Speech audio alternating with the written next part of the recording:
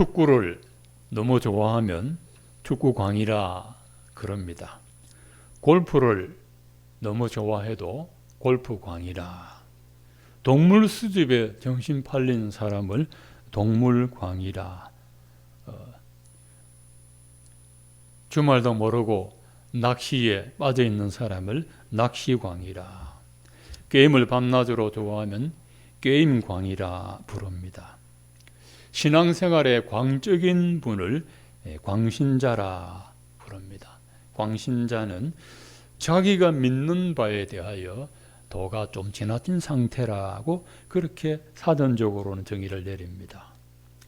광신도라는 말이 뉘앙스가 좋은 뜻으로 쓰이기보다 부정적으로 많이 쓰이고 있습니다. 자, 가식적으로 신앙생활을 영성적으로 해서 다른 사람의 칭찬을 받으려고 광신적으로 믿는 사람도 있고, 신앙생활 열심히 하는데 다른 사람에게 부정적인 영향을 주는 경우도 있고, 하나님을 정말 진실되게 잘 믿는데 그걸 부정적으로 바라보는 사람도 있고, 또 하나님을 진실되게 섬기는 것을 성도들이 인정해 주는 경우도 있습니다. 그러나 지금은 좋은 의미의 광신도든 안 좋은 의미의 광신도든 광신도가 잘 없다는 것입니다. 신학자들이 한 가지로 말하는 것은 GNP가 올라가면 성도들의 믿음이 떨어진다고 했는데, 그건 참 어쩔 수 없는 것 같습니다. 40, 50년 전만 해도 교회에서 예사로 철학 기도를 드리고 금식 기도를 하고 새벽 기도는 기본이고 주일 성수는 아주 기초적이고 이런 때가 있었는데, 지금은 참 그런 것을 찾아보기가 힘듭니다. 주일만 잘 지켜도 참 열심히 있는 신자다, 그렇게 이 믿음이 많이 떨어지고 있습니다. 나쁜 의미의 광신도라도 찾아보기가 어려운 그런 시절입니다. 성경을 보면 로마서 12장 1절에 부지런하여 게으르지 말고 열심을 품고 주를 섬기라. 하나님은 참 열심이십니다. 하나님은 열심을 품고 주님을 섬겨라, 그렇게 말씀하셨습니다. 20년 전에 김남전 목사님께서 게으름이라는 책을 썼습니다. 참 시험 드는 책입니다만 이 책은 공교롭게도 불신자에게도 영향을 주었습니다. 목사님이 쓴 책을 불신자가 읽고 은혜를 받고 교인들도 읽고 은혜를 받아서 다시 개정판을 썼습니다. 제가 20년 전에 그 책을 읽고 그 책을 중심으로 청년들에게 설교를 한 적이 있었습니다. 게으름이라는, 육신적인 게으름, 마음의 게으름, 영적인 게으름, 이 게으름은 참 하나님의 성품이 아니라는 겁니다. 하나님의 성품. 요한계시록에 나오는 마지막 라오디게아 교회가, 이 교회는 참 물질이 풍부한, 재정이 풍부한 그런 교회였습니다. 그런데 주께서 그 교회를 보고 열심을 내라, 회개하라, 그렇게 경고하셨습니다. 교회가 풍족합니다. 그런데 영적인 열심이 없어서 열심을 내고 회개하라 하셨습니다. 하나님의 신앙에 열심 내라고 명령하셨기 때문에 우리는 당연히 하나님을 열심히 섬겨야 합니다. 자녀들은 부모를 닮도록 되어져 있습니다. 그 피를 유전받았기 때문에 그렇습니다. 우리는 예수님의 피로 하나님의 자녀가 되어서 이제 우리는 예수님을 닮아가야 됩니다. 예수님 얼마나 부지런한 분이십니까? 새벽에 기도하시고 밤에도 기도하셔서 낮에도 쉬지 않고 복음 전하다가 배를 타고 가다가 주무실 정도로 피곤하신 예수님입니다. 세상에 사는 동안에 예수님은 잠시도 틈을 두지 않고 주의 나라를 위하여 열심을 내었습니다. 우리가 예수님을 믿는 예수님의 제자라면은 우리도 당연히 열심을 내야 할 줄로 믿습니다. 오늘 성경에 보면 바울이 하나님에 대하여 열심을 내었는데 성도들에게 칭찬보다는 비난을 받았습니다. 바울을 보고 미쳤다 했습니다. 바울이 미쳤다. 예수를 유난스럽게 믿는다. 바울은 광신자야. 도가 넘쳤어. 이 바울도 두 가지 의미에서 광신도였습니다. 처음에는 나쁜 광신도였습니다. 기독교 복음 받아들이기 전에 유대교 신자였을 때는 참 열심히 있었습니다. 난지 8일 만에 할례를 받고 베냐민 지파에 태어났고 히브리인 중에서도 히브리인이요 또 율법으로는 흠이었고 열심으로는 교회를 박해하였다라고 했습니다. 아주 나쁜 광신도였습니다. 그 열심히 하나님을 섬긴다고 했는데 복음을 박해하는 사람이 되었습니다.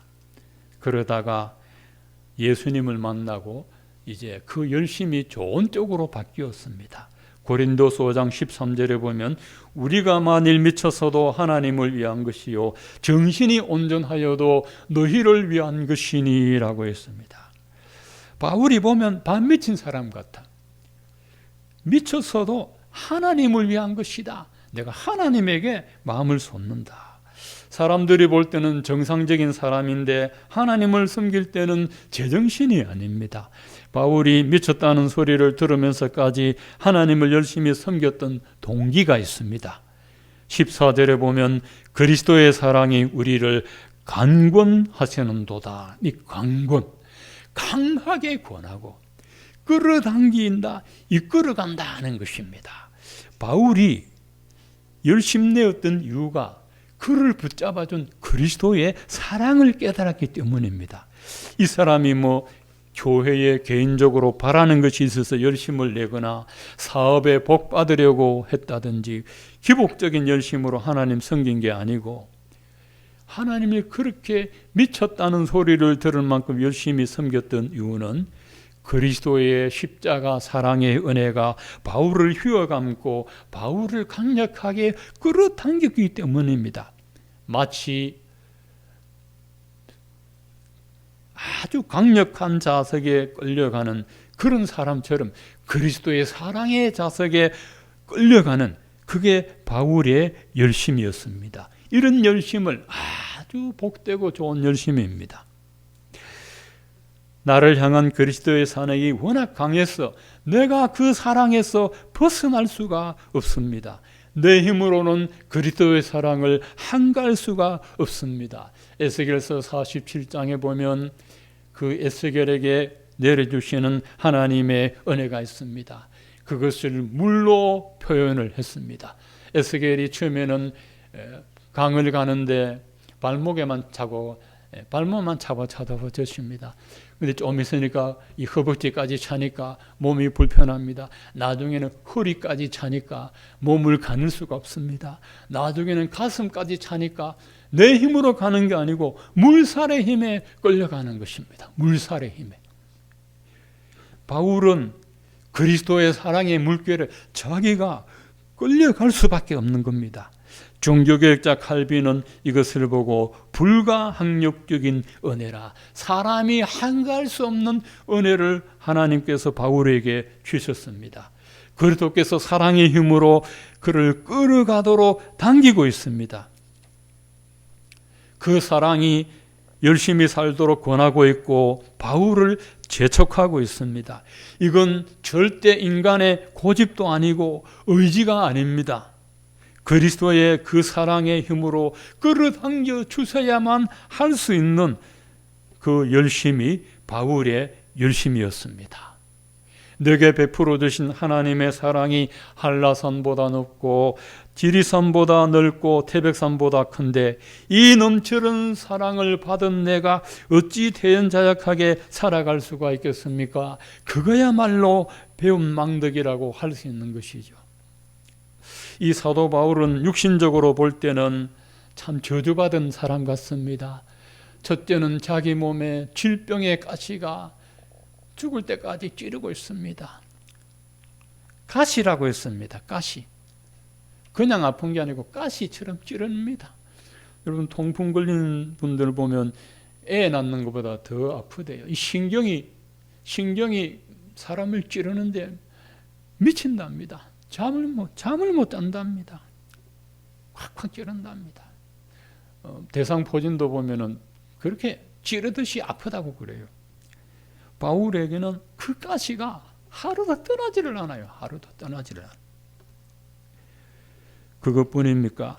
이 육체에 연약한 가시를 안고 복음을 전하는데 그것도 부족해서 복음을 박해하는 사람들이 바울을 피 터지게 때리고 곤장을 때리고 옥에 가두고 죽이려고 하고 그런 고통을 받았으니 육신적으로 보면 바울은 저주받은 사람 아니고요. 어떻게 그렇게 삽니까? 그런데 이 모든 고통과 고난을 바울이 감당할 수 있는 게 뭐였습니까? 그리스도의 강권적인 사랑입니다. 그 사랑. 주님이 베풀어 주시는 사랑의 힘에 붙들렸기 때문에 질병의 아픔도 이길 수 있고 삶에 찾아오는 여러 가지 고난도 능히 감당할 수가 있습니다. 여러분, 이 큰 사랑 다 받게 되시기를 축원드립니다. 이 사랑 받으면 주님을 위해서 순교할까 싶어서 아멘 못 하십니까? 우리를 강하게 끌어당기는 그 사랑이 그러면 뭡니까? 14절에 보면 그리스도의 사랑이 우리를 강권하시는도다. 우리가 생각하건대 한 사람이 모든 사람을 대신하여 죽었은즉 모든 사람이 죽은 것이라. 그리스도의 사랑이 무엇인지 말합니다. 십자가 대속의 사랑이라고 했습니다. 한 사람, 예수님이 모든 사람, 우리를 대신하여 죽었은즉, 대신은 우리 죄를 대속하셨다는 겁니다. 우리 죄를 대신하여 십자가에 달려 죽은 것을 대속적 죽음입니다. 내가 죽어야 되는데 대신 죽었다고 해서 대속적 죽음입니다. 여러분, 십자가에 달려 죽으면 끝납니까? 아닙니다. 죽고 나서는 지옥에서 영원한 십자가 고통보다 더한 고통을 받습니다. 우리가 우리 죄를 지고 십자가에 달려 죽어야 마땅한데 하나님께서 우리를 십자가에 매달아 죽이지 않고 자기 아들을 십자가에 달려 죽게 하심으로써 우리 죄를 대속해 주셨습니다. 예수님이 우리 죄를 대속해 주셨기 때문에 우리는 하나님의 저주에서 풀려났습니다. 예수님의 대속적 죽음 때문에 우리의 죄도 함께 죽고 우리는 하나님의 자녀의 상속권을 다시 물려받았습니다. 대속적 죽음으로 자녀의 상속권이 회복이 되었습니다. 자녀의 상속권이란 아버지의 소유를 자녀도 누릴 수 있는 자격을 말합니다. 우리 하나님은 하늘과 땅의 모든 것을 소유하신 창조주이십니다. 그래서 하나님께서는 자기 소유를 자녀들에게 선물로 주십니다. 이거 얼마나 대단한 겁니까? 자기 아들을 아끼지 않고 우리 모든 사람을 위하여 내어주신 이가 어찌 그 아들과 함께 모든 것을 우리에게 은혜로 주시지 않겠느냐. 주신다는 말입니다.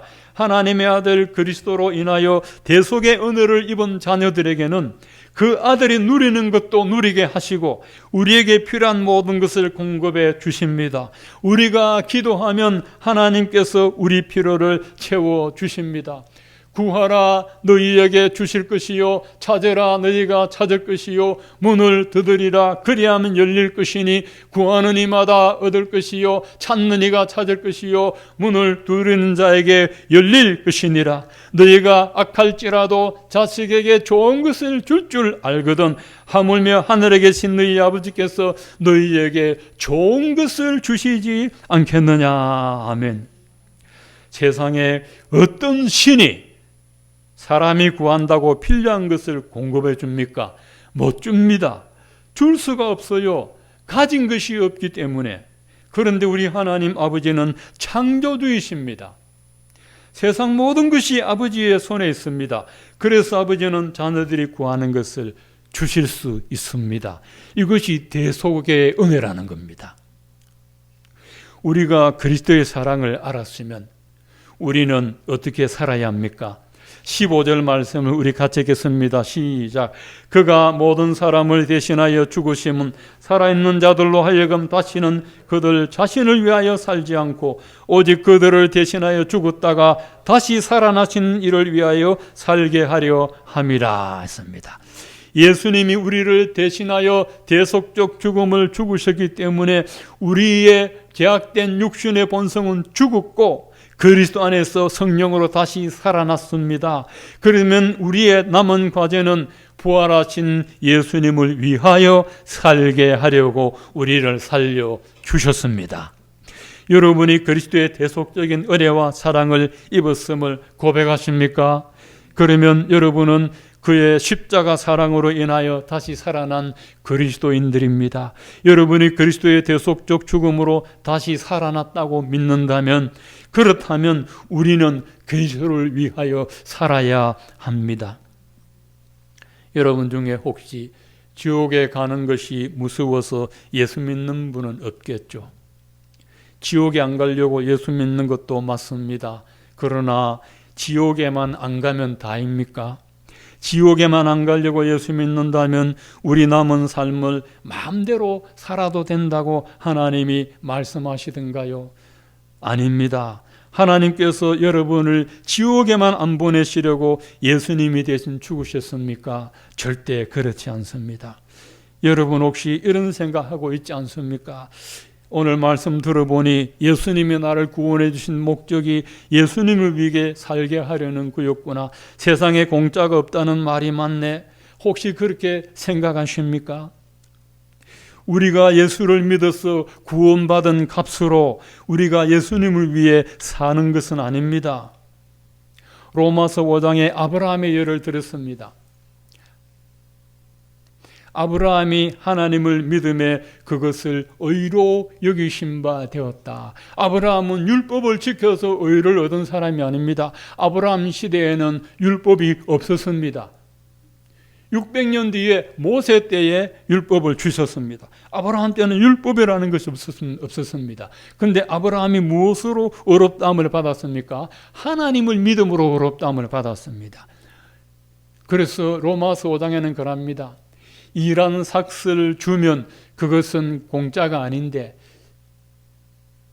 일을 하지 않고도 삭슬을 받는 것은 그건 공짜라는 것입니다. 우리가 구원을 받기 위해서 아무것도 안 했는데 구원을 주셨으니 그건 공짜입니다. 그 공짜로 주셨다고 너 살아있는 남은 삶 나를 위해서 죽어야 돼. 그렇게 말씀하신 하나님은 아닙니다. 누가복음 3장 8절에 하나님이 이 돌들로도 아브라함의 자손이 되게 하시리라 하셨습니다. 길가에 굴러가는 돌멩이로도 하나님은 아브라함의 자손 되게 할 수 있는 분입니다. 그렇다면 하나님의 형상으로 지음받은 우리가 불순종의 죄로 타락하여 하나님 없이 살고 죄가 뭔지도 모르고 영원한 미래도 모르고 영이 죽은 채로 살아가는 우리들에게 예수님의 대속적 죽음으로 인하여 눈을 뜨게 해 주셨습니다. 사도 바울도 복음을 모를 때는 유대교에 심취하여 살았는데 그때를 눈에 비늘이 씌어진 때라겠습니다. 바울이 성령을 받고 거듭났을 때 그 눈의 비늘이 벗겨졌다고 사도행전 9장에 나와 있습니다. 그 비늘이 뭡니까? 예수님을 보지 못하는 이 죄악의 비늘이 벗겨지니까 하나님의 세계가 보였고 그리스도의 사랑이 알게 되어졌다는 것입니다. 우리가 예수를 알기 전에는 인생이 뭔지 몰랐습니다. 여러분 인생이 뭡니까? 철학자가 압니까? 아무도 모릅니다. 죄가 뭔지도 모릅니다. 천지도 모르고 살았습니다. 그런데 예수님의 십자가 대속의 은혜로 하나님의 사랑을 알고 난 후에는 삶이 뭔지를 알았습니다. 이 인생이 참 한 번뿐인 귀한 인생임을 알았습니다. 이 남은 인생을 무엇을 위하여 누구를 위해 살아야 할지 분명히 결정이 났습니다. 예수 믿기 전에는 인생의 목적도 목표도 없이 남들이 가는 길을 다 따라갔습니다. 남들이 명문대 가면 나도 가고 남들이 좋은 데 취직하면 나도 가고 남들이 좋은 집 사면 나도 사고 그렇게 살다가 가는 게 인생이었습니다. 어떤 사람이 복음을 전하니까 이렇게 대답합니다. 나는 인생에 목적이 있다고 합니다. 그 목적이 뭡니까? 열심히 공부하는 거래. 공부 왜 합니까? 좋은 대학에, 좋은 대학에 왜 합니까? 좋은 회사 취직을 왜 합니까? 좋은 사람하고 결혼을 하고, 결혼해서 좋은 집 사고, 좋은 차 사고, 그 다음에 뭡니까? 없어요. 그게 인생의 목적입니까? 인생의 목적이 아니죠. 그게 인생의 목적이라면은 저는 벌써 부자 됐습니다. 제가 열심히 살아온, 열심히 투자한 시간과 열정을 돈 버는 데 썼으면 저도 부자 됐어요. 근데 인생의 목적이 그게 아닙니다. 사도 바울도 복음을 모를 때 인생의 목적이 그거였습니다. 근데 예수님을 만나고 나니까 배설물로 여기고, 배설물하지요. 배설물, 우리가 먹고 남은 음식 찌꺼기가 우리 몸속에서 나가는 거, 그 배설물로 여기고, 그리스도를 아는 것이 가장 고상함을 인합니다. 예수님을 알고 예수님을 닮아가는 것이 가장 고상한 인생의 목적임을 알았다. 나는 이제 이걸 붙잡으려고 나는 갑니다. 뒤에 있는 것은 잊어버리고 앞에 있는 것을 향하여, 표대를 향하여 나는 달려간다라고 했습니다. 하나님께서 우리에게 영적인 신령한 세계를 보여주시고 성경의 눈을 열어 보게 하시고 깨닫게 하시고 예수님 십자가에 달려 죽은 것이 바로 나를 위해 죽었다는 걸 알게 하시고, 그리고 인생의 목적을 알게 해주셨기 때문에 그 하나님의 은혜가 감사해서 우리가 은혜 받은 대로 주님을 위해서 살아가는 것입니다. 어떤 사람은 선교 살아갑니다. 어떤 사람은 목회자가 됩니다. 어떤 사람은 평전도로 주님을 열심히 섬깁니다. 어떤 사람은 하나님이 자기에 주신 달란트로 열심히 개발해서 주님을 섬깁니다. 여러분이 무엇을 하든 그리스도를 위한 삶이 될 때 여러분은 그리스도를 사랑하는 사람으로 살아갈 수 있습니다. 불신자는 자기가 좋아하는 것만 하고 살아갑니다. 그리스도의 사랑에 붙들린 신자는 그리스도의 사랑에 붙들려 살아갑니다. 오래전에 로미오와 줄리엣이라는 영화, 올리비아 하세라는 여주인공 그 원작 너무 보면 아름답지 않습니까? 여러분, 줄리엣이 로미오를 사랑하는 것을 보고 누가 미쳤다고 말합니까? 로미오가 줄리엣을 사랑하는데 누가 미쳤다고 말합니까? 그 사랑이 너무 아름답지 않습니까? 근데 그 사랑은 이루어지지를 못했습니다. 우리가 하나님을 사랑할 때 이처럼 우리가 사랑해, 하나님은 우리를 이처럼 사랑해 주셨습니다. 자기 아들을 죽이시면까지 사랑해 주셨는데요, 우리는 하나님을 이처럼 사랑해야 되지 저처럼 사랑하면 안 됩니다. 하나님이 이처럼 나를 사랑해 주셨으면 우리도 그것처럼 하나님을 사랑해야 될 줄로 믿습니다. 이거는 광신도의 문제가 아닙니다. 여러분, 미치려면 바로 미치는 게 좋습니다. 책벌레는 나쁜 뜻입니까? 좋은 뜻입니까? 좋은 뜻이죠. 책을 열심히 읽고 공부벌레 좋은 뜻이죠. 그런데 축구광, 게임광 좋은 뜻이 아닙니다.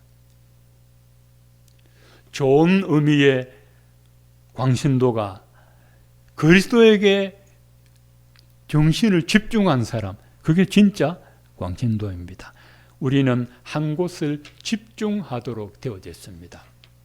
여러분, 어떤 남자가 한 여자를 아주 사랑했습니다.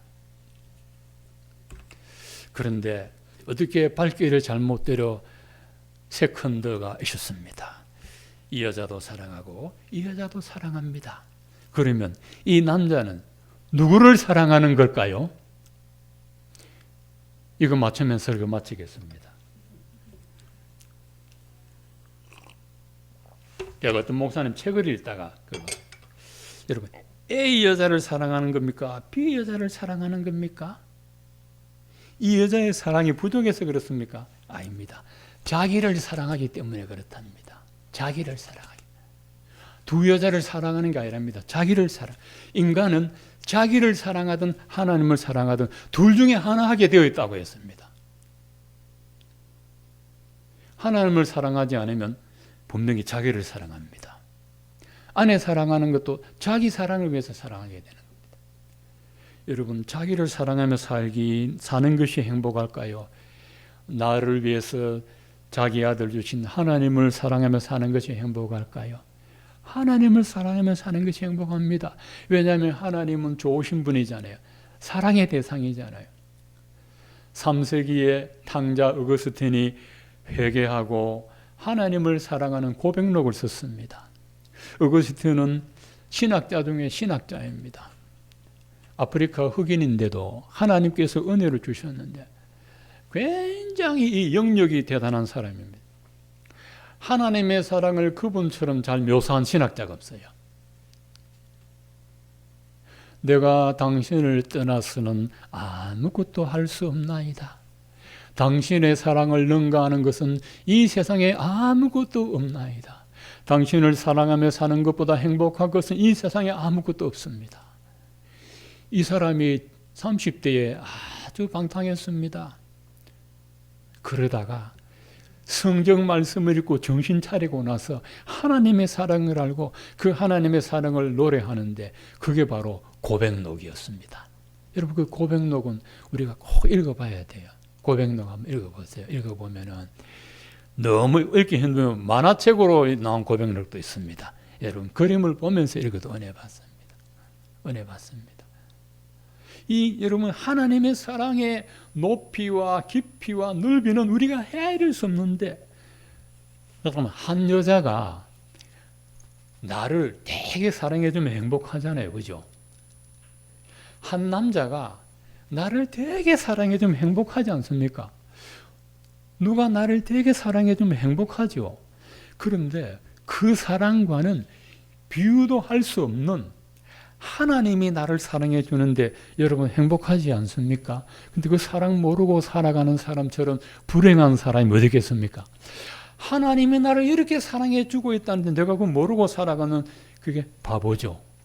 여러분 성경에 보니까 하나님이 나를 이처럼 사랑하사 독생자를 주셨다. 그 독생자만 주신 것이 아니고 구하는 것마다 아낌없이 주신다는 그 하나님의 은혜와 사랑을 우리가 모르면 그것처럼 바보 같은 인생은 없습니다. 김도양이처럼 난 참 바보처럼 살았군요. 하나님 모르고 사는 인생이 바보처럼 사는 겁니다.